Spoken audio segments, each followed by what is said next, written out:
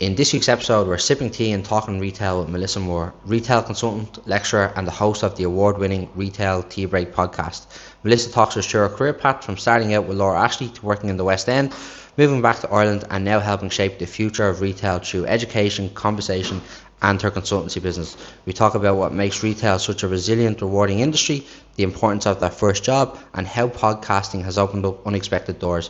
This conversation is full of passion and insights into the world of retail. This episode was brought to you by Top Drawer Talent, the supply chain and procurement recruitment specialist. Let's get into it. Here we go. Melissa, thanks very much for coming in. Much appreciated. But you're the host of the Retail Tea Break podcast. Am I right? Did I get that right? You did, and that's Okay. why this is really weird, Connor. I'm on the wrong side. But what does like a retail advisor do? Because that's your job now, right? It is, and it has been for, what are we now, maybe 5 years. And I think for me, it's just a mixed bag. I kind of feel like I'm a bit of a jack of all trades. So I lecture in retail and sales. Okay. So that's kind of undergrad level and the level below, which is apprenticeship level.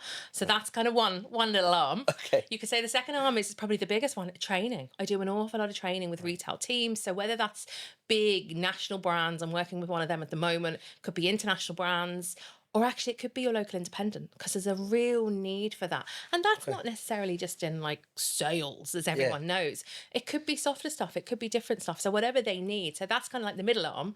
And then that last crazy arm that's come out of nowhere in the last few years is the podcast that started as a bit of a chat because I was curious and probably a bit nosy. Right. But it seems to have kind of half taken over my life at this stage, as you well know. Yeah, definitely. It can be time consuming as well, and you can get like really obsessed with it. But I love it, and I'm sure you do too. I absolutely love it. I It's wouldn't great. be without it. It opens up so many doors though as well, right? And you're like, we probably wouldn't be in the room together if you didn't have a podcast. But that's the thing. So January, and I think this was the real pinch me moment. I was at NRF, which is the National Retail Federation show in New York, biggest retail show in the world. 40,000 people, and I literally felt like I'd met them all over those few days. It was bananas. It was like a conference, just like on speed. It was absolutely mad. Jeez. But got there because of the podcast, like, because again, they're very tight with press accreditation, so I jumped through a lot of hoops, which I was happy to do. She says with a smile on her face. But it opened so many doors. It got me access to so many things, and I wouldn't have had that without the podcast. Yeah. And were you speaking at the event or? No, goodness, no. You're But just got to listen, and I suppose, as they say, on the record and off the record. And I think a lot of the stuff off the record that I couldn't even talk about is starting to play out. So I was almost like kind of future trends or future proofing what's going on. Right. But actually, more than anything, it introduced me to a lot of people that now things are starting to play out. So it was incredible. It was mad. It was New York. It was absolutely nuts, but it was incredible. Okay, brilliant. And do you think like retail is dying, or is like the best yet to come? She says, like, literally grabbing the seat there. Absolutely not. Like, it's always been there. When you think about it, it's always been there. So I think for me, the industry is so agile. It's ever changing. And I think that's the key, is that actually retailers are dying or pulling out of the market when they are kind of dead, when they have stood still, when they've just said, oh, we've always done it this way and we'll continue to do it this way. Okay. But actually those that are agile, are changing, are innovating, are meeting you in the way you need to be met. As in, if you're at home, sat on your sofa with slippers on, it's 2 a.m. in the morning and you want to shop, you should be able to shop from your favourite retailers. You shouldn't have to wait till 9 a.m. till they open their front door anymore. So those, to me, are the retailers that really are winning now. And yeah, some of them are dying, but do we therefore need them? Because they're not meeting the needs of the customer. Okay. So this is like e-commerce now playing a bigger part in the retail experience. So that's kind of like where they're combining both. And it's layering on top of that. So we would have had obviously your physical store, e-com, then I suppose to most people is like the website version. Yeah. Now you layer on this new unbelievable age of the likes of TikTok shop. I don't know if you've been on it. I don't know if you're now hooked. I haven't bought anything from it, but I'm aware of it. Yeah. It's the fastest growing platform out there. So you've got TikTok shop. They do, and it's so hard to say. TikTok shop lives then is the latest thing. Billions, Connor, are being made on this because you've got your favourite brands coming on live. It could be the founder, it could be maybe an influencer that works on them, showing you and talking to you about the product. Maybe they're using it, maybe they've used it on themselves. They could be in their garden. So again, there's a misconception that it's just like skincare and makeup. It's not. It's every category under the sun. And because it's live, people almost feel like, well, they're in the shop, but they're at home. So again, it's on their terms. Right. But they're connecting with the retailer. So that's definitely the new age. Is it dead? No, because if it was, I wouldn't have a job. And it's not going anywhere. Because if you think about it, even in this country, there's about 300,000 people employed in the industry. Yeah. Like if all of us didn't go to work tomorrow, people would know about it, because it's massive when you think of the impact. So Yeah. if it dies, what's that going to do to the economy? So Yeah. in that respect, absolutely not going anywhere. And if anything, I think with the likes of TikTok Shop now and Yeah. e-commerce, there's more jobs coming on board. So there's more places for people to go Okay. and to work within, I suppose, the umbrella industry. Right. I get you. Okay. So it'd be interesting to see where it goes, right? Especially, but you're getting to see the product in like it, like as it's designed to be used, like using TikTok Shop even. It's so hard to say. But yourself, right? Was like retail always the plan for you, or like did you just kind of fall into it? I think, like most, I fell into it. But Okay. actually, I've been thinking about this a lot over the last few months. One of my first vivid images of kind of all recollections of retail was Laura Ashley as a little girl. My mum was a retail. She won't mind anyone knowing that at this stage. She was a real Laura Ashley fan. So me as a young girl was brought into our local store, which was a gorgeous store. And at that age, of course, young, impressionable, it was a pretty store. It had pretty dresses and curtains and cushions, and it was gorgeous. Right. But actually, what I remember as well is how nice the people were. See, if all these friendly people, they were always happy and smiley. Of course they were. It was Yeah. their job. But it was incredible. My mum always came away happy. I always liked that kind of atmosphere. And then Yeah. fast forward kind of 10, 12, 15 years, my first job. Right. So even though I was at school at the time or just starting out at university, Yeah. first job, like everyone does, a Saturday job, was given a bit more responsibility, so on and so forth. Right. It didn't tie in with what I did at university. It certainly didn't tie in with what I did my master's in, but Yeah. it's just like this calling. I keep getting pulled Just kept back, and pulled back. like I love it. I really do. Right. And what was your first job, and like who was it with, and what were you doing? First job, Laura Ashley, Brent Cross. So again, Okay. incredibly busy shopping centre in North London. Yeah. So did you say Laura Ashley like kind of recruited you from such a young age that you kind of you always had that vision to go work I there? think they must have done, because like it wouldn't have been the norm at that age for a girl of like 16, 17 to go Yeah. and work in this shop, which in fairness, their customers were like they were my mum's age, or they were fancy people doing up their houses with posh curtains and cushions. So Right. it wasn't Topshop, because Topshop back in the day was where everyone, my age wanted to hang out. So I do think there must have been something there, but I think there's a link that all through my career, I've worked with retailers where I've been a product user or it's been around me. Okay. So anyone that knows me that's listened to the podcast knows I'm not techie. Yeah. I'm not techie at all. So I couldn't have worked in a phone shop or a laptop shop or like selling cars, because I have got a notion. They do what they need to do for me, but I couldn't sell one to you. I couldn't talk to you about it. So you have to kind of believe in the product. Yeah. And I think the more I could use something or have the vision myself, I find that easier then to have the conversation with the customer and of course bring them on board. So yeah, Laura Ashley was it.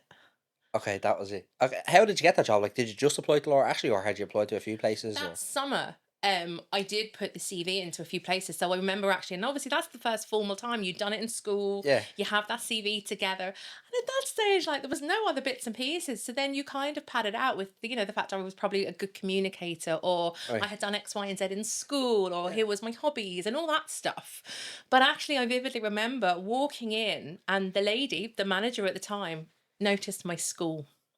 I was really lucky to go to one of the best grammar schools in London. Oh, brilliant. She noticed straight away, and that blatantly opened the door. Now, whether that's allowed now, I don't know, but that blatantly opened the door to at least have the conversation. Okay. So therefore, in the interview, which again, I suppose at that stage was short, like what were they asking? Yeah, like 20 minutes probably. That's it, but I think she knew I held myself together enough Right. that she wanted me around. And of course, they taught me everything else. So really, it got me that foot in the door. I learned from those around me. I loved that environment. People were lovely in there. Yeah. And customers at that stage seemed really nice. So I Yeah. kind of felt like it was a win-win. Okay, happy days. And like, did they put you through like this whole training process before they put you onto the shop floor, or was it just day one baptism by fire? Day one it was, and I remember kind of almost being buddied up, which was a nice soft way. Like they knew it was my first job. Yeah. So almost like deer in headlights kind of thing.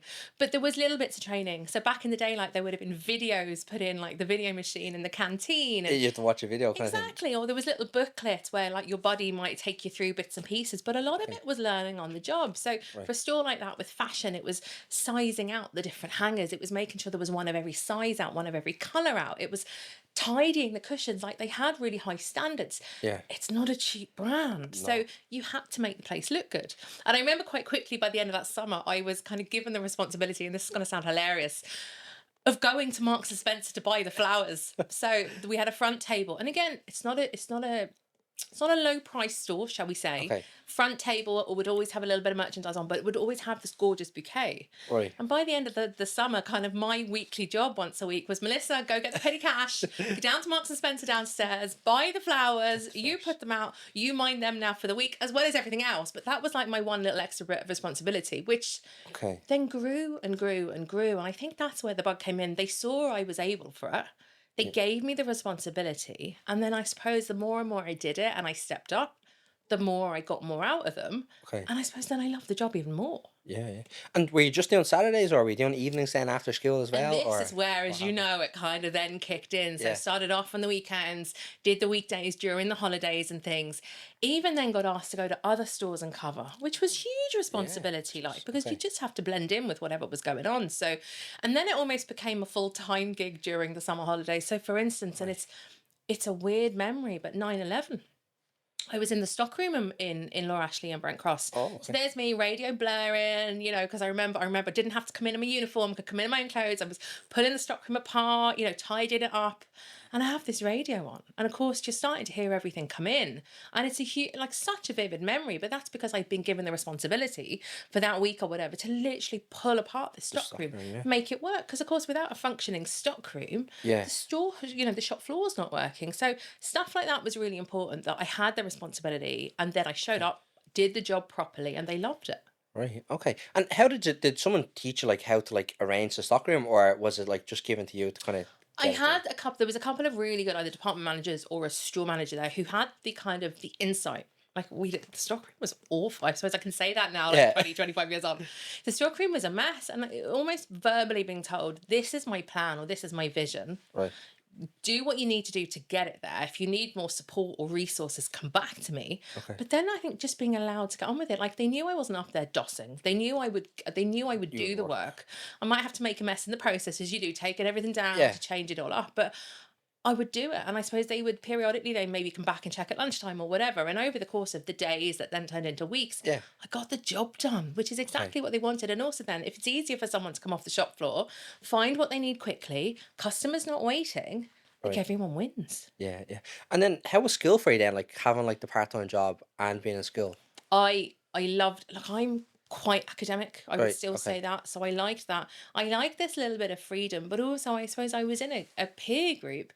Everyone was doing the bit of work. Everyone had that little bit of money. Everyone was doing the bit of work. Everyone kind of had that kind of responsibility at the weekend to go to work. Yeah. That it was kind of normal then to be kind of doing that. But at the same time, I kept up with the schoolwork. And I suppose that continued all the way through university, that I knew both had to get done. You had to. Yeah, yeah. Did you stay on to do the A-levels, or did you? Oh, yes. Yeah. It was almost unheard of, and I presume it still is at a kind of grammar level, not to do A-levels. So GCSEs, did the A-levels, got into university. My age is a funny one, that I was literally only 18 about 2 weeks before I started uni. So I was only just allowed legally under insurance to go. But I was adamant I was going. I wasn't going to wait another year. I was adamant I was just going to get on with it. Go. But again, all my friends were going. So you kind of felt you had to. And it suited me. That kind of path suited me. I know it's not the same for everyone. Okay. But back then, it was the right thing to do. And because you're in retail, right, and you liked retail from such a young age, did you stay with Laura Ashley all through university as well? Yeah, and again, they'd throw me to this store and that store, and the hours, they almost suited hours around me. So I was really lucky to put in money as I could.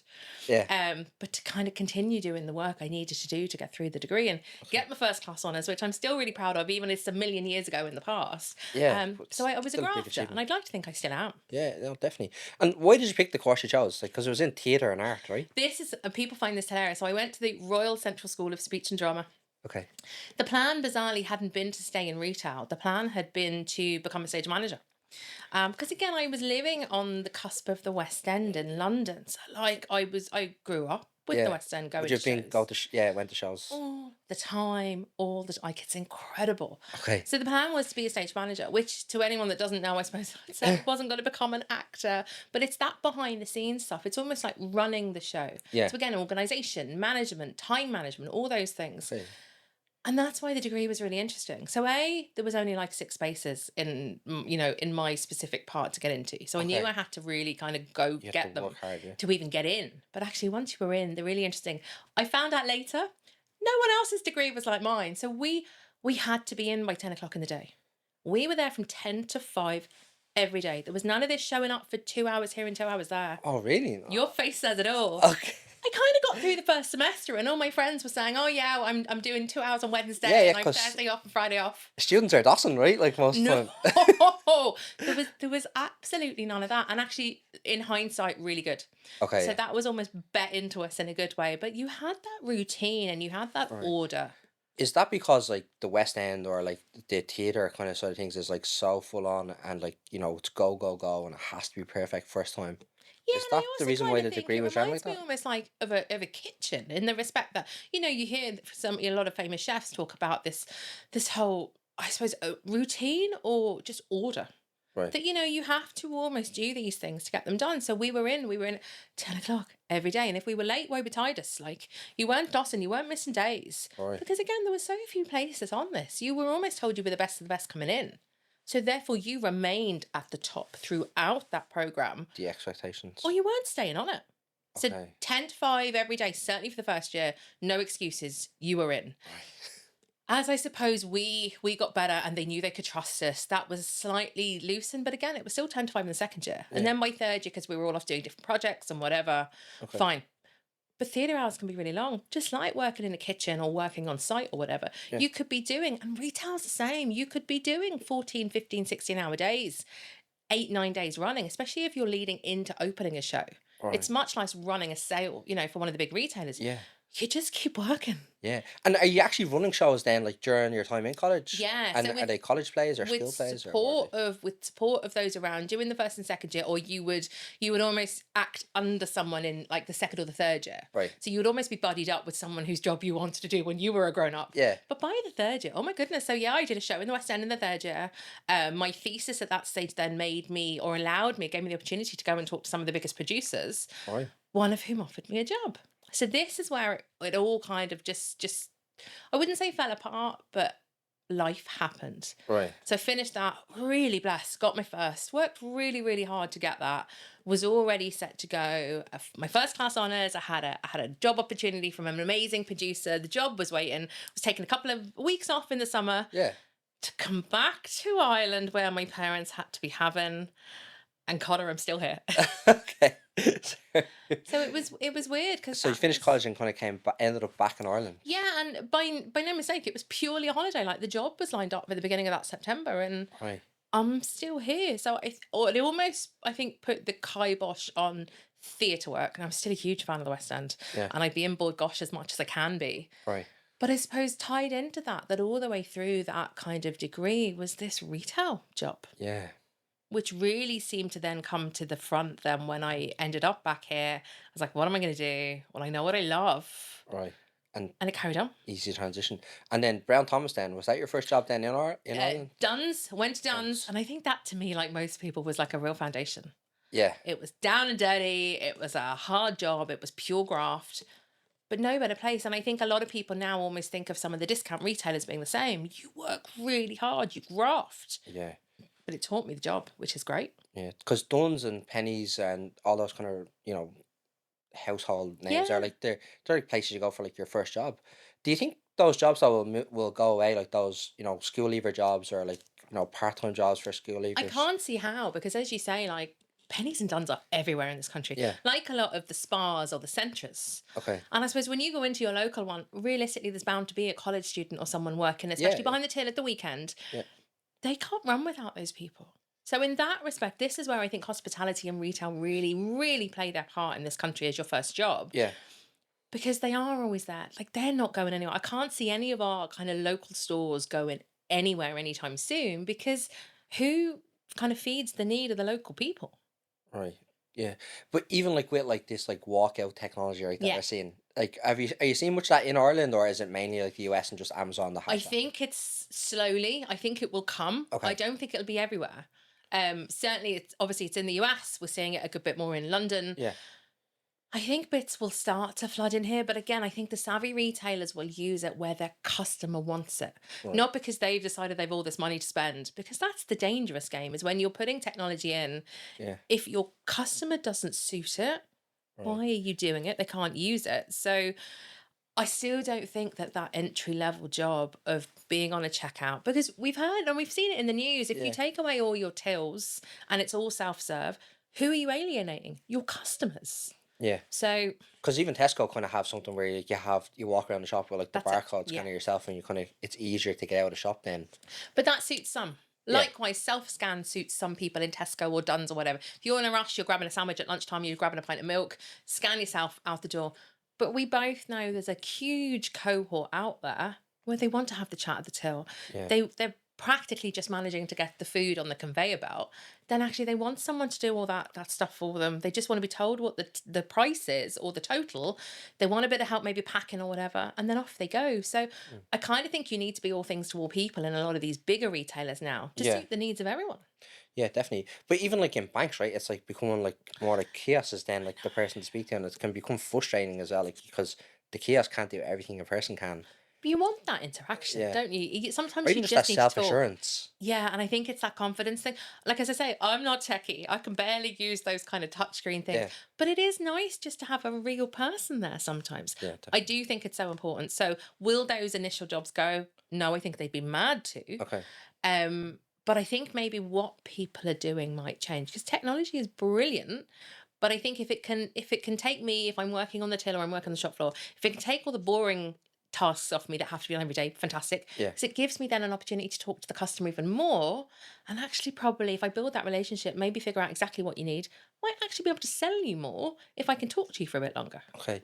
And is this like where we're seeing like now more like retail staff being like commission led then like hourly, or I are they commission led? I think it's an interesting one. I think it depends on the part of retail that they're Right. in. So there are definitely stores where that works. Yeah. But there are definitely stores where it doesn't, because depending on what the item is and how big the item is and how bleeding hard you've worked to sell it, Yeah. what happens if, your role today is to stand behind a checkout? How are you going to get any commission when everyone, all your colleagues on the shop floor are the ones walking around selling stuff? You've just been tasked with taking the money. So I'm like, where is it fair? So I think for some parts of the industry, it definitely is. Yeah. But actually, I'm not a huge fan of it for that reason. To me, retail is about that whole kind of colleague-driven, team-driven ethos. Okay. That's what the customer wants. So team target rather than Yeah. individual. Yeah, and Yeah. then celebrate when the team hits the target and they all keep each other going. Then celebrate that. Yeah, no, it's interesting. But then, right, so back to your career, right? You're in Duns for your first time in Ireland, in Brown Thomas, and then you're in IKEA for the opening of IKEA in Ireland, right? Yeah, that was 2008. So in between then, I done a bit of Codditz, and you know my CV Yeah. better than I do. I'd been to Woodies. I had been to Brown Thomas. So I've done kind of fast high volume, as they would call it with Yeah. IKEA. I've done high end luxury with Brown Thomas, and it's so interesting now looking back from the outside, the different ways of working and the different ways of doing things. And I think I'm really grateful to have had both sides of the coin, so to speak. Yeah, because although it's like retail, right? It's like one is luxury and one is like, fast moving consumer. I don't think it's FMCG, but it's like construction or home improvement. Near enough, because it's like the pace of work in IKEA is unreal. Like if you've Yeah. ever been in there over bank holiday weekend, like it's bananas. The queues are Yeah. unbelievable. Yeah. Did you get good at putting the flat pack furniture together? I'm all Or- right, but I'm better not under pressure. Okay. Whereas there are definitely people in there who are amazing, but that's a whole other world, and it Yeah. is like being in another world, because obviously you've no windows, you're very much focused on what's going on, You lose concept of time and and you everything. kind of do, especially over things like a bank holiday weekend. Like it's phenomenal. The model's been around for so long; it Yeah. works incredibly well, because it's like you come in the front door, we lock you in, we make you walk all the way around the place. We might feed you halfway, and then you've spent all your money, or probably get divorced, because we've seen plenty of that over the years. But the rows that will go on, people getting lost and frustrated. So again, you have to be really mindful of the conversations being had and the dynamics of people around you and where you can help, but Okay. also where they just want to get on and shop and get out of there. So Right. it's mad. Were you there for like the launch of IKEA in Ireland? I was recruited, and I think a lot of us were recruited like way before, Yeah. to really, really embed ourselves in Ballymon. And I mean, look, you've gone for Ballymon now to they've have incredible kind of small like planning stations, they call it, all over the country. Like it's Yeah. an absolute dream. But again, huge fan of the brand, huge fan of the business model, because it works. Right. Like, And did you progress to manager in that role, or did you go in as a manager? I went in as a manager, and Okay. their management roles are slightly different because you basically run your team as a shop. You got called a shopkeeper in the old-fashioned sense of the word, that Okay. you did everything from the schedule to the HR. Now, there were people in HR in the building, Right. but you almost went to them if anything went wrong, because But you had that, like, you looked after your team. You did everything for them in that respect. So you literally were a shopkeeper running your shop, and then the next department ran their shop, and then okay. you were all in this bigger shop. A lot of shop things there going Yeah. on. But again, you minded your stock. You looked after the volume that was coming in. You looked after the people. Okay. That was an incredible experience. Like, Yeah. it was mad. Yeah. But how many people like were you managing there? Like, what was your I think area or category? the biggest team was huge. I can't even think now, but it was massive. So kitchens, Okay. Jeez, okay. massive, like massive, Big massive products as department, well. like and a really complicated product. Yeah. So most people think of IKEA as like the candles. No one leaves IKEA without buying a candle. Or formats. But that's, yeah, exactly. There's always something really random. Yeah. Or like boomerang hangers or napkins or the hot dog or whatever it is. Everyone has something. Yeah. But actually, like when you're going into buying like a full-on wardrobe, you're going in to buy a full-on kitchen. Yeah. These are like investment pieces. So that's a whole other conversation. Very different way of selling. It's about taking real care to understand what you need, the functionality of the room it's going into. Yeah. And it's a much slower process because it's massive money. Yeah, jeez. And like, are you teaching people then to sit down and consult the customer and to go through like designing the kitchen as well? Because you have that technology in IKEA, right? The training IKEA give, even back then, phenomenal. Like, Okay. absolutely, from day one, from induction. It's very planned. It's a very specific process. So Right. everyone goes through the same induction process. And there's loads of things then to do in the first 3 months, and then the 6 months, and then the 12 months. Right. And then on top of that, you have very specific product knowledge for the area you might be in. And all of this is built around helping the customer, advising the customer, understanding what's going on. There was this thing about, I suppose, customer service wasn't a department. It's everyone. Because if Yeah. someone comes up and asks you a question, you're not going to go, oh, just go down there to her and point and turn your back. You wouldn't dream of doing that. Yeah. Well, that's what a lazy person would. And that's the Yeah. thing. So again, coming into IKEA, you had to want to do the job. It's fast paced, it's Yeah. loud, it can be a bit crazy. But the best people that got on there were just willing to, again, graft, get stuck in. But also we had a bit of crack, like you have Yeah. to. I'd say it's very hard to have that like team dynamic though when there is customers kind of flowing through, like because normally some jobs like you're back, Yeah. you're back of house, right, and you can kind of it's a bit more like What, hide? Would you be a hider? yeah. No, definitely not. Sometimes it depends on what the job was, but like is it harder to have that kind of crack in like when there's customers kind of flowing through, think- or can you include the customer in that? And I think you have, so again, that's about reading the customer. Yeah. Because again, you know full well, even as a customer, as a shopper, sometimes you want to have the crack. Yeah. Other times you're just like, head down. I just need to do what I want to do and I want to get out. So don't talk to me, don't look at me, don't stop me. So that's again about the training to actually read and understand what the customer wants. Okay. And that could be body language. It could be the way they're talking to you or they're not talking to you. And then it's playing with that. Because again, I don't want to slow you down. If you're running in to buy one thing, I don't want to get in your way. But actually, sometimes maybe having a bit of crack, especially if you're in a kitchen, Yeah. calms the conversation. Or if you've ended up with two, and we saw this a lot, if you've ended up with a couple just having a Barney, because, and then they're bringing you into it, you kind of have to read the room there and go, well, do I have a bit of crack to calm the situation down? Yeah. Or what can I do? So that's why retail isn't just about selling, which frustrates me that people think it, because like you have to almost be, I don't want to say psychologist, because of course it's not, but you have to be able to read people. Yeah. So it's like consultative selling, maybe. Yeah, because again, you're bringing in that whole communication of whether it's the body language, whether it's them roaring at each other, so the tone of voice, what is it they're looking for? So you're almost second guessing as well. Did you ever take sides in an argument? No. But you do, you see it. Look, most of retail, you see everything. Yeah. You see it all, so many different types of people. But I suppose that's what makes the job unique. Like, it really does. Is because consumer psychology is huge, right? Like for like big brands. Do you get trained on that side of things as well, or is it more just the customer service side of it? Customer service, and again, I'd almost use that now as an umbrella term, because within that then you kind of know there are different types of customer. Okay. So whether that's, in IKEA, certainly very family driven. So you might come to IKEA if you've just moved into your first house. Yeah. So like life stages, you might come when you've had your first child. So again, it's all these different like so you know to be aware of that. Because again, someone coming in might be getting their first desk at 7. They might be coming back at maybe 12 or 13 because maybe they're going into big school and then they need the big desk and they're going to do the junior, they're going to do their leaving. Yeah. You might be coming back at college because you've moved into student accommodation to get a tiny little desk because that's all fit in the room. So that's how you kind of start to bring the psychology type of thing because you understand the shopper type. And even today, then when I'm teaching, that's what we look at is, well, who are the different types of people? Why are they coming? You know, what stage of their life are they at, if that makes sense? Or what are they looking for? How can we solve their problems? Right. Because once you start to understand that as a seller, it's really easy to help. And to me, really good selling is helping someone, providing the solution, not just like flogging them a desk because they won't come back. And the key for a lot of retailers now is the lifetime value. I want Connor to come keep him back to us Yeah. for whatever he needs, but to only us, not the competition. So if I help you and I understand you, and I don't just flog you something I want to sell you today, I really listen to what you want and I sell you that, you're going to trust us and come back again. Right. That's the key to really good retail. And I think that's something IKEA do quite well. So that customer relationship. Yeah, it's really, really important long term.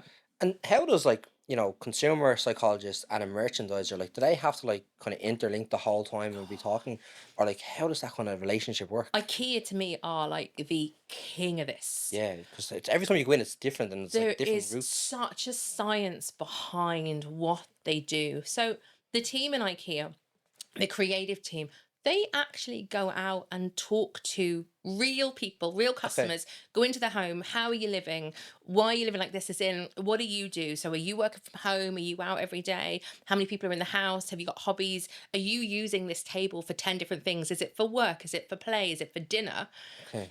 They come back and understand that. And then they might even say, well, look, how much are you earning? What size is this house? Because actually what you'll find then is if you go to Ballymum, the room sizes are reflective of actually what's really out there. Yeah. They're designed in a way that's reflective of as to how much you could actually spend on that room. So you won't see them all full of bells and whistles because not everyone can afford that. Yeah. So some might be someone starting out in their first flat. So they're designed in that way. So everything you see in an IKEA store, so whether it's Ballymun, whether it's the brand new one in Oxford Street, which is amazing, by the way, Yeah.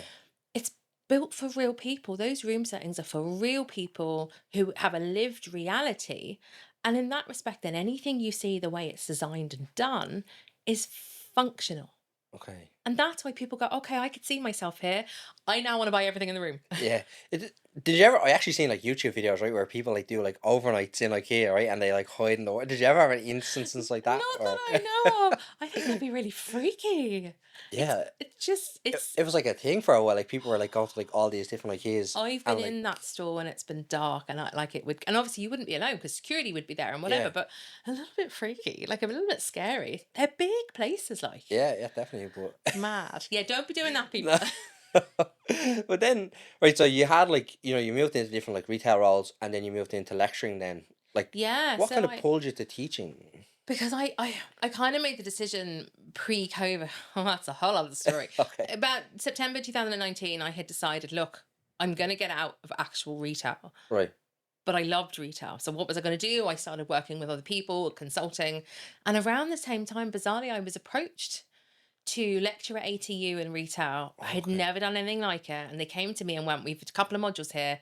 Do you want to give it a go? And that's literally how I got into it. Then fast forward a few years now, I've done loads of it and I absolutely love it. Yeah. Did you feel like, you know, in retail you could only go so far? Or, you know, now I know like a guy I'm actually super interested to interview is the Superdrug CEO because he's went from like shop floor to Yeah. CEO. But like, did you? I know there is progression there, right? But And did that's you? really common, by the way. That's really common. You'll have almost lifers that will start at one position and work their way off. And I have to say, and I know it's super controversial, I kind of think they make the best leaders because they know the role. They They understand the understand the business. They understand the customer as well. Yeah, and the whole customer experience, and like also what the staff are going to be feeling when when they have the customer So in front of them. important. But to answer your question, I kind of, it's not necessarily like gone as far as I could go. Yeah, I was really probably annoying to some kind of senior people. I didn't want to come off the shop floor. Every time they'd pull me off the shop floor to sit me in an office, I was like, but I want to see and hear what the customer's saying. I want to understand because right. like look like in every business, if you're so far removed from the customer, you're making decisions that might not make sense. So I almost think I became a little bit annoying that I was like, actually, I want to be here. I want to hear and understand. I want to Right. serve them. Now, not all the time, but I almost think if I can almost touch and feel, if I can be there in the lived moment, Yeah. I'm going to make better decisions, which is not necessarily what every company wants from you. You know, if they want you to be a strategic manager, they want you to sit in an office, but Yeah. it's kind of not me. But then do you think like, so if you move away to the office, you're segregated from the customer, so you don't do you think like people that do move from like shop floor to the office can lose sight of the customer And experience? and they do, and I Yeah. genuinely think this is why mistakes are made in companies now that have either folded in the last 10, 15 years, are reducing their portfolios because like no one's been consulted on the shop floor. And Okay. actually, your people on the shop floor are the people meeting the customer every single day. Like you should be listening to them. So Yeah. that's where I think I get a bit frustrated is why are we not continually having a two-way conversation as opposed to I'm sitting in, my head office, I know what's right, Yeah. but do you like? Yeah. Because is the strategy then can flow top down rather than bottom up kind of thing? I think there should be a two-way. Or And again, the retailers I see that are doing really well at the moment, they have this two-way communication. So even if they're a massive retailer, they might have a group body, we'd say, right. that's made up of colleagues or made up of the staff, where at least then there can be a consultation is probably a negative word, but actually there can be chats and communications Yeah. about this worked, this didn't, or some of the really good retail companies, their senior buyers, we'd say, would spend a day a week on the shop floor in different stores. They're seeing the kind of the stuff they're buying. How's that working? Is it working? Does the customer like it? Is it the wrong color? They're getting direct feedback as Right. opposed to it going from person to person to person to person. It gets lost. And Okay. then actually, again, the people on the shop floor just feel like they've been thrown decisions out or new technology, which they know is not going to work. Yeah. Does that happen though? Like, is it implemented in most companies where there is like the bottom up kind of strategy kind of meetings, or like the two-way conversations, or is it only like the best of the best that do it? I think it's the best of the best at the moment. Not every Okay. retailer is doing it at all. And Okay. again, I think there's a gulf here that if you're not communicating with your people, you're probably not communicating with your customer either. So that's where this kind of disengagement starts. Okay. And maybe culture's not great either. Right. And or do you think that can happen from like old leadership that this is the way we've always done it and we're going to keep doing this way, and they're afraid to kind of try new things because of the risks? Because there's also risk with like trying new things. Of course there is, and there's a risk of asking your people, what they think, because then you've got a real life answer, Yeah. and you might not like that answer. So I Right. do definitely think there's a bit of old school mentality there, but it's not the right way anymore. Yeah, no, it's definitely changing. But then lecturing, right? So Yeah. let's go back to it. So this is like for the apprenticeship, was it, or for the Yeah, degree? so I lectured in ATU, lectured in University of Galway. They've all got funny acronyms nowadays. Right. But then the two apprenticeships. So I work on the retail apprenticeship and I work on the sales apprenticeship. And I know you had the lads in, Stephen and Keith, the other Yeah. week from the electrical apprenticeship. They've obviously had a lot of lads through who've done that. I am a huge believer. So level 6, the level just below kind of degree, we'd say. Okay. And I think it is incredible. It's super empowering. It's confidence building. Yeah, we're Yeah. teaching you the ins and outs of whether it's selling or customer experience or omni-channel marketing, especially when it comes to retail. But Right. you know what? You're also learning time management, communication, all those really fundamental skills Yeah. that you need. And this is based around like, let's say, a school leaver that's kind of going into their first retail job. This is like Or it could be someone my age or older that actually maybe just life meant that they left school, went straight into retail because maybe they needed to earn okay. and they didn't have an opportunity. But actually they could have been in their role now for 20, 25 years, haven't written an assignment since they were like 16. Yeah. But now they're like, actually, maybe life or home life is settled. Now it's time to do something for me. And we see a lot of this. Right. And they go, right, now I want to spend the next 2 years Get it. doing something for me. Yeah, they might be a bit daunted about writing stuff, but like on both apprenticeships, we're there to support and help. You have to want to do it. Like you control your learning on an apprenticeship program because, of course, you're working full time. Yeah. So you're working full time, you're studying, life is going on around you, probably home life, and you have to juggle all these balls. How does that how does the apprenticeship work, right? So is it your employer will put you onto this scheme and then you're in college in the evenings and you work during the day, or like what is it? So with both the sales and the retail apprenticeship, you continue working full time, as they say. Your employer then almost lets you out for like that kind of couple of days a month Okay. to go to class. So with both of them, you'll have 2 full days in class. I'd say a month, but actually, especially when it comes to retail, like we don't do anything in, you would say the end of November or December for obvious reasons. We Yeah. don't do anything over the summer when there's loads of holidays going on. So The retail apprenticeship is very mindful of the reality of the business Yeah. needs. They have to be. But actually, then, so you come to class a couple of days a month to do one of the modules, you'll have an online class, and then you'll set an assignment or whatever that might be.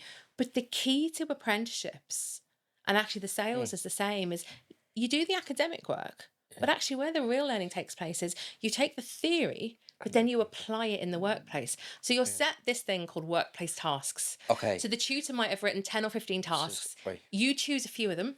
You actually go and do them in your store, we'd say if it's a retailer. Okay. So then you're trying out what you've just learned in class. Like, is that the live reality for me? Yeah. Does it And work? does it Does it actually not? work for this brand? And this is where the learning takes place. But actually, what we've found is it's not just about the apprentice learning. The team start to see what's going on. That positivity starts to spread throughout the team. Mm. Funnily enough, they start to make money because they've become really savvy about doing things. Of course, the retailer's happy because they're making more money, but also then the customer almost gets involved. So it becomes a win-win situation Yeah. that actually, yeah, you're learning the theory in the classroom, you're bonding with all your classmates who are from loads of other different retailers, which is incredible. Right. But actually in your store, you're making huge changes over those 2 Yeah. years. And it's also invoking that kind of two-way conversation between the employer and the, entry level kind of. And the nice thing is, so on both apprenticeship programs, is that the employer will give that apprentice a mentor. So, workplace mentor, it could be a store manager, it could be a senior colleague. So, if you're in car sales, it could be maybe one of the senior sales guys. That you almost then have someone that's minding you on those 2 years that you will meet probably once a week, once every 2 weeks, have a conversation. How are you getting on? Yeah. And actually, they're then doing this with you. So it's empowering the mentor, it's empowering then the apprentice, Yeah. and everybody around. We've genuinely seen this. Everybody around then is almost feeling the learning too and is going on the journey. And Right. it's genuinely been so unbelievably successful that it's such a brilliant model, Connor. It really, really Right. is. And the apprenticeship for sales specifically, I know it's retail and Yeah. then the sales. But like, do you think you can teach sales, or like, do you have to have the natural kind of gift of the gab to be like a I salesperson? think you need it. Okay. No, you're okay. But I do think the way the sales apprenticeship works is, like you were saying, consultative selling. There's loads of little parts to it. Yeah. And actually, what we do on the sales apprenticeship is we pull apart how you sell, and we give you that confidence. So what we're doing, because again, before you sell, you have to understand the customer. Right. So really, the very kind of foundation of the sales apprenticeship is this first module, sales fundamentals. And what we do is we all sit in a classroom and we say, right, figure out who your customer is. What are their what are their issues? What Yeah. are their pain points? What are their dreams or hopes? How is your kind of company right now meeting it? And then where do you come into play? And then if you're in the middle, who else in your business is helping, supporting you? Is it logistics? If your car sales, how many months in advance are they planning to bring those cars in? Yeah. How do you know what your customer wants? How do you know if Connor comes in that you want a different car to what I might need? So we really do pull it apart to begin with. Right. And then what you see is the confidence grows, because if you know those basic answers, you can go anywhere. Yeah, you can take it anywhere. And is it for like specific companies, like car sales companies, or is it for everybody? The sales apprenticeship, and that's what's amazing about Because it. it seems like an all-encompassing thing. Because sales is everywhere, right? And that's the key to the sales apprenticeship. So loads of car guys, which is fantastic, and it's been amazing over the last few years. Loads of agri sales, which when you think about it, whether it's machinery or whether it's like stuff, as I want to say, Yeah.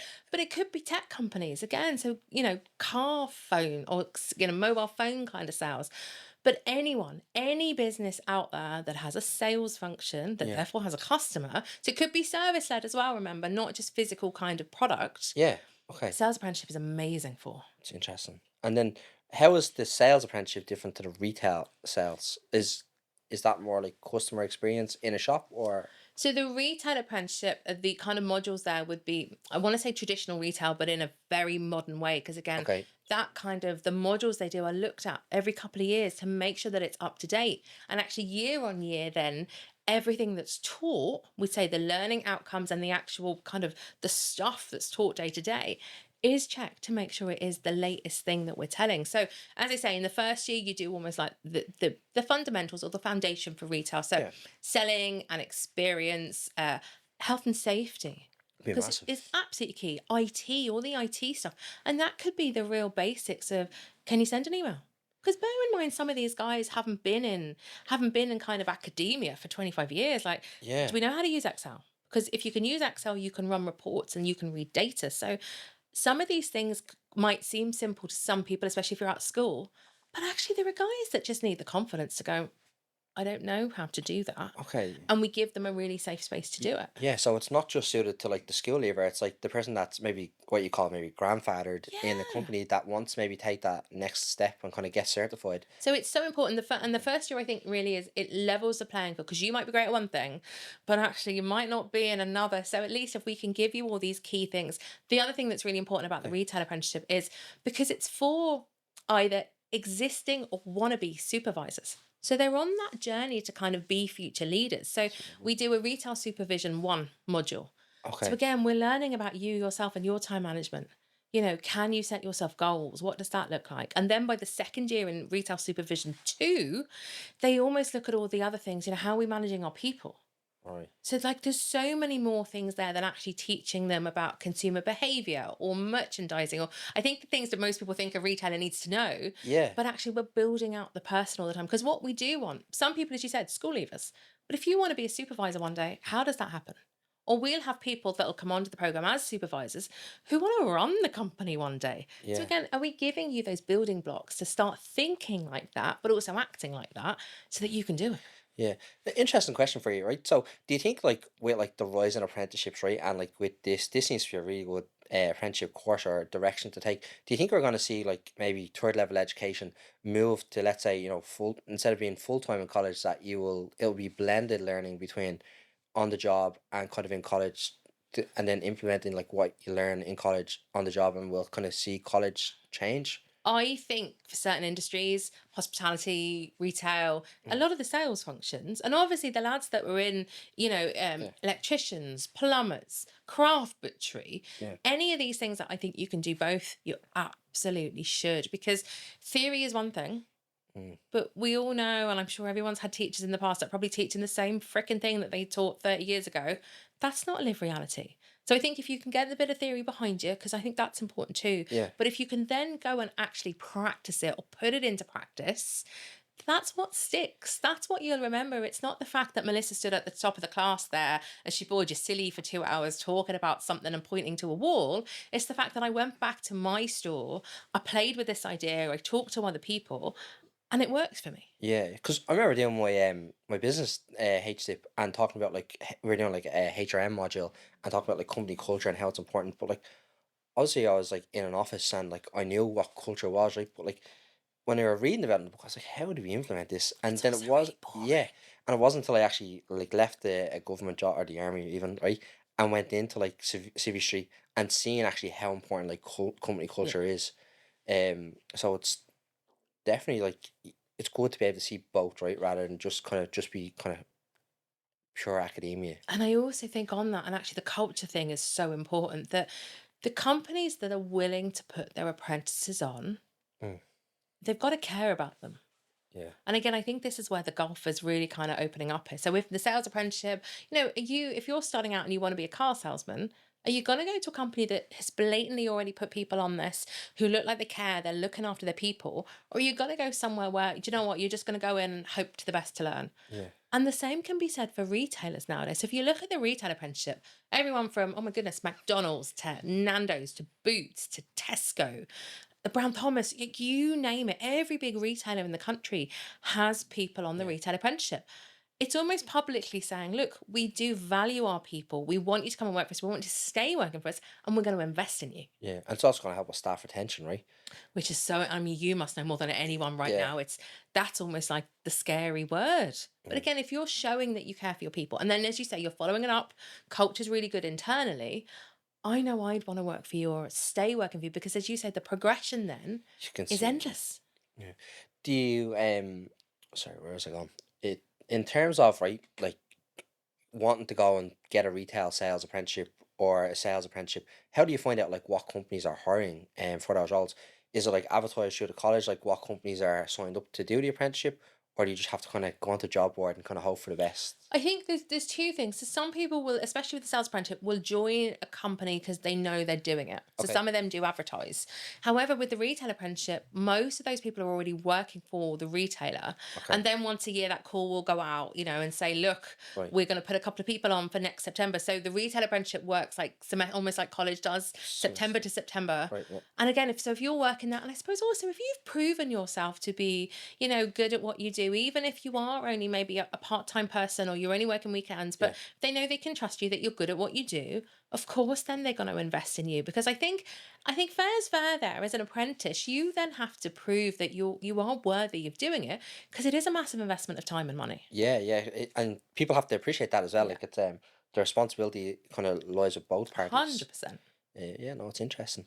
But then you started then your own business then as well, right? Yeah. So you have the lecturing and then you started your own business. Why did you move from like employee to entrepreneur? Like what was that transition? Like and why? It's funny, we've just talked about culture. Yeah. I'd kind of had enough of a bad one. Okay. Toxic culture is horrific. Like, it's horrific. Doesn't matter what industry you're in. Mm. It's negative. It makes you feel awful about yourself, makes you doubt yourself. And I also kind of think then it festers. Okay. Do you know what I mean? Like, it then kind of spreads amongst other people you're working with. And I was done. But at the same time, actually, people had come to me and said, oh, will you have a chat to my friend? She has a business, or they have a business, and they just need a bit of advice. So I kind of knew there was a need there. Right. So to kind of help independent businesses, not the big guys, because the big guys will be fine, or they can afford great big consulting companies, but Yeah. the small independents, like, there are thousands around the country. Yeah. So I kind of went, I knew there was a need there. I knew there was a customer. Okay. And that just kind of kicked off. So do you know what? I thought, what's the worst that can happen? I give it a bash. Right. Worst case scenario doesn't happen. I know I have the skills to go and get a retail job, Yeah. and I'd be grand. So it was a bit of a jump, but it wasn't as scary as, like most things in life, it wasn't as scary as I thought it would Right. be. So that's literally how it started. But had you been entrepreneurial before then, or is it just like that you had that kind of sales experience from the different retailers? No, and actually I find that word really funny, because Okay. to me an entrepreneur is almost like that kind of nutty professor type, or that kind of inventor down the bottom of the garden. I just know retail. Mm. So even today, I find it really odd that people think I'm an entrepreneur. It's like, no, I know retail, and I do a bit of this, and I do a bit of that, and I do a bit of the other, Yeah. and it kind of pays the bills. You're making it happen, right? But in terms of like, like what you actually do, like do you specialize in a specific product or category or like specific type of retailer, or is it all encompassing? It kind of is, but I suppose because a lot of the time is spent now either lecturing or training retail, the time I then have to consult, I like working with independent retailers. Okay. So I suppose, again, that's how things have changed over the last few years. I have a certain time left, we'd say, in the day or in the month or in the year, Yeah. on top of the lecturing and working on the apprenticeships, and then obviously the podcast, to then spend some time with independents. And I'm really specific now about the independents I will work with, because Right. you could come to me and say, look, I'm happy to pay you, but actually just get on with it. And I'm like, well, if you're not willing to invest the time in Yeah. actually having the honest chats, or telling me what's wrong, or going through the process, I'm kind of wasting my time. Yeah, because they're only paying you to write a report then. At the And end like, of the day, right? what's the point? Yeah. So again, I suppose I've learnt that over the last few years. You kind of have to follow your gut feeling now. Okay. But I love working with independents, because again, it's so special. You could be anywhere in the country, making a genuine difference to the community, to the local people, to the local employees that are probably employed there. Yeah. But actually, you can then physically see the change as things happen in the store, which is gorgeous. Yeah. Is that like quite rewarding? Like, no, if you go in, you help a retailer, and then like a couple of months later, you go back to your visit and you see, wow, this kind of changed, or the customer service experience. Absolutely. And then on top of that, 9 times out of 10, the owner or the actual kind of store manager just literally has like a smile on their face for the first time. They're not grey anymore. They almost feel like a weight has been lifted. Right. And actually, fundamentally, an awful lot of the people I help haven't had a day off in so long. Because, of course, if you're a shop owner or you're a store manager of an independent, you don't have 10 people in head office to help you. Yeah. It's you doing everything. So actually, a lot of the times, the first couple of meetings are like, what's on your plate? How could we move some of that? How can we make you more efficient? Let's get you at least a day off now this month. And from there, it gives them clarity. And it's once that happens, then everything starts to move with gusto, because then they feel empowered. They have energy again. And do you know what? A lot of them have been running stores for long enough. The weird thing is, and people ask me this all the time, a lot of people that come to me are making money. So it's not like they're on their last legs and they're about to close the doors. They're making money, but they're exhausted. Yeah. They have a gut feeling something's wrong, or they're making money and they're not profitable. And then you're like, something's really off here. So it's stuff like that then that we work on. Okay. And is that like just like implement technology, like implement like the shop like changing the shop window? Like what is it? It could be, and it could be anything and everything. Because again, independence is so individual. The interesting thing about what you said with technology there, even in this day and age, there are still independents around the country that aren't using till systems, as in like an actual electronic till Got system. like the cash box. Yeah. Really? Yeah. Okay. Right. That's a huge investment for a lot of them. Yeah. And or again, if they're card not machines. tech savvy, it scares the life out of them. So we have those conversations. Right. And then we might have conversations about other bits of kit that might help. Or as you say, it could be your window's boarded up. Why? So again, it could be really simple things, but sometimes it takes for an outsider to look in. Because again, it's like you walking around your house, you might not see things that if I walk in today, I'd be like, did you know that light was hanging off by a thread? Like, Yeah. because if you see something every day, you don't see it anymore. Yeah. Is that why like you see like a lot of like the corner shop is kind of gone? It's either like a centre or Yeah. a Londis or a Spar. Like, do you think that's why a lot of people are going for the franchise model rather than to be an independent, because you have that kind of back office support? Yeah, and the work that the likes of BWG do as almost like an umbrella group is phenomenal, because you have a mountain of support in head office, whether it's with marketing, whether it's with offers, but also you'll find a lot of these groups that if you're buying through them, you actually can buy a little bit cheaper, and therefore your customers getting that value, because of course if they're buying in volume, they can spread the cost Spread of the that cost. across. So I love the fact that we've loads of spas here, we've loads of centres, but also kind of, the brand, you feel comfortable with the brand. I almost think it's easier sometimes, like the super values around the country, even though they might be franchise models, you know what you're getting and you feel comfortable with that. Yeah. And do you think the independent will be like slowly pushed out and that kind of bigger model will come in because of the bulk purchasing? I think the nice idea about a lot of them is they still allow you be autonomous or run as you want to. Right. Okay. But then when you look, some of the independents around the country are amazing. We've loads of independent department stores. McElhenny's up in Ballybuffet is a joy of a shop. It's enormous. It's been there for years. They're not going anywhere. So I think, and you've got Stondoon over in Spiddle and Uachtarad, again, a stunning family legacy business. Yeah. Been there forever. Definitely not going anywhere. And when you start to look around the country, There's there a are lot. loads of these beautiful independents around. Yeah, like some of the like sometimes you're down the country, like the whole high street is just independent stores, right? Yeah. It's I think it's And really, support them and buy from them and, work with them. Because I always fear, don't just go to them because you want like a raffle prize for the GAA raffle. yeah. Go and buy from them where you can. Talk to them. See how you can support them. You might not always be able to go and buy, but what else can you do to support them? Yeah. And like your job as well, right? Like it's not just purely in Ireland, right? It's like the UK, the US. Like where else have you kind of gone to kind of help out or? It's been a bit mad this year. So luckily the US was purely, I suppose, podcast related for NRF. It was in Paris this year. I seem to be back and forth in London. I almost wish I had shares on Aer Lingus. Right. It's been amazing. But like I'm really grateful. And then gallivanting around the country. It could be Belfast, it could be Cork.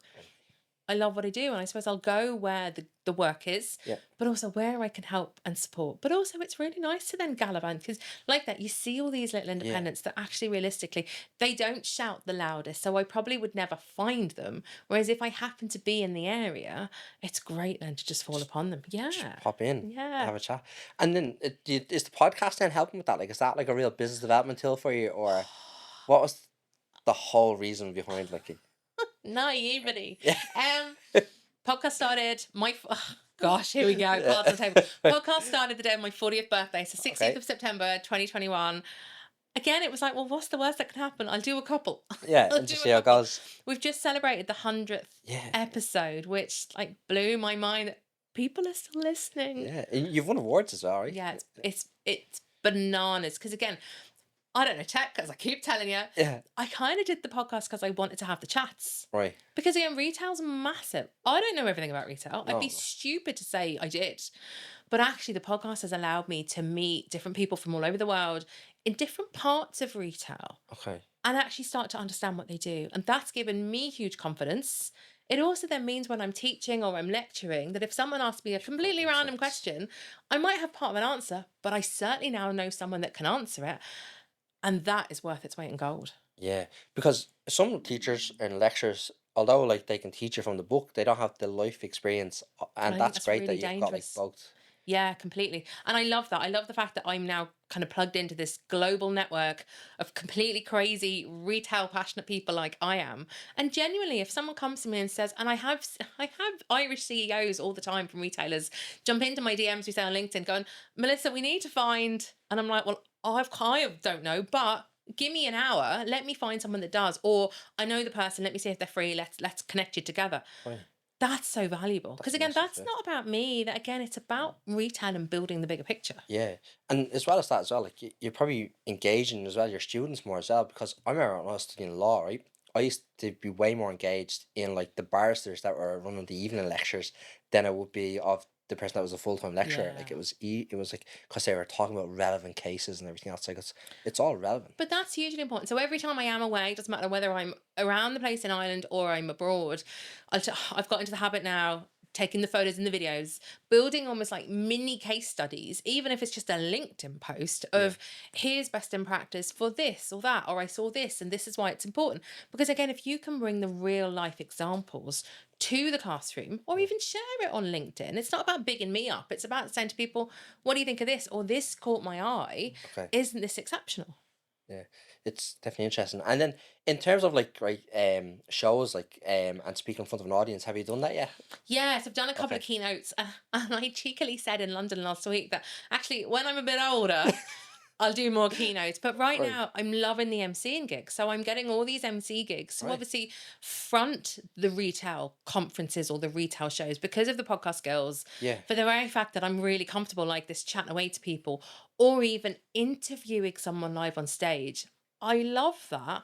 So again, I'm not a threat to people, but because I know about the industry as well, it's Yeah. not just a matter of I'm not being given boring Ticking the questions. box. I can have authentic conversations, Okay. which I suppose the organisers love. So that's what I'm loving right now. I'm in Istanbul later in the year doing a keynote, but we might just do a few of them. Whereas I have to say, I love the MC work at the moment. Because Right. again, I'm getting to do what I absolutely love Yeah. to an incredible audience who are there then for like 2 days of just like retail magic. Right. What's it like talking in front of like a huge audience? Like, or what's the biggest audience you've even spoken in Genuinely, I front of? don't think it's any different to Really? Yeah. this because to me, you still have to plan. Again, you need to know your audience. You need to understand why they're there. Mm. And they're not there to see you. No. And that's obviously clearly different thing from being a keynote. So you are that bridge, but Yeah. also you have to be adaptable because if stuff goes wrong, if tech goes wrong, if you're running early, you're running late, you then just have to think on your feet. And I think that's where a knowledge of the industry Yeah. works really, really well. Okay, yeah, no, definitely.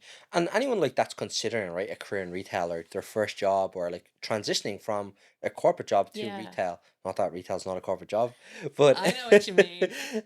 what advice would you give them? Do it. Yeah. 100% do it. And again, I think it's to kind of crush that misconception that retail isn't just about shop floor. Yeah.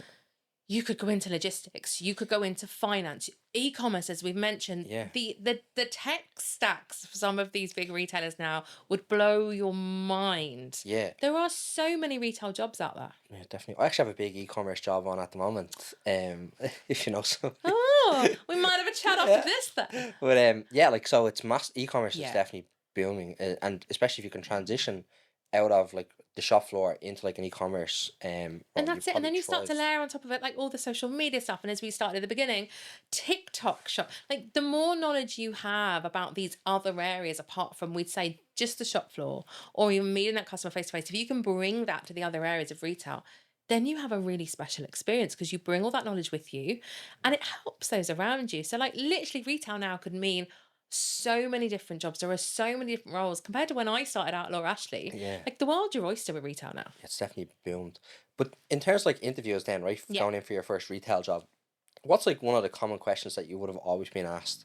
Or is there a common question that you would have been asked during like your interviews for different companies? I don't know if there is anymore, but it's certainly, look, you need to show that you can listen. So you have empathy. These Okay. soft skills, as they're called now, which I hate the term, these human skills. So Yeah. can you hold a conversation like this? Mm. Can you actually listen to what the customer's saying?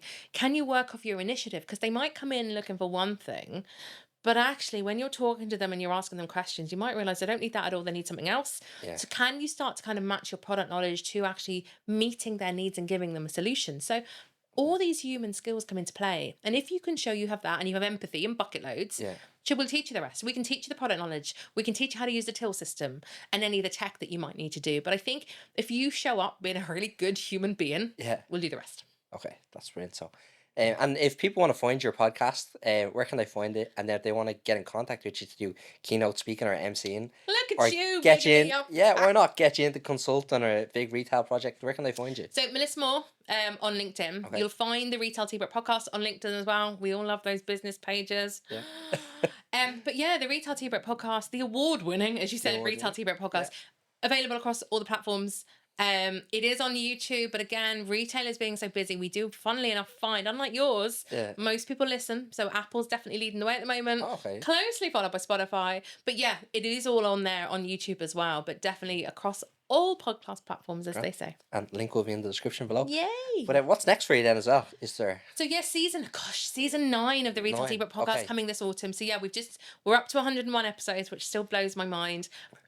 Autumn's quite busy teaching. I'm in Istanbul giving that keynote, and just really getting as much into this podcast, because again, it started as a bit of a side gig. Yeah. Trying to get more and more into it, just like you are, because I'm at the stage now, done 100 episodes. I need to start to keep take going. this seriously. Yeah, and I think that's the thing, just to utilize it, because it's not what I know, and I kind of feel like I fell into it. Yeah. I probably haven't utilized it to its fullest potential, anything like what I could do. So I think that's really the plan for the rest of this year, is see where we can go, see where we can start to push it.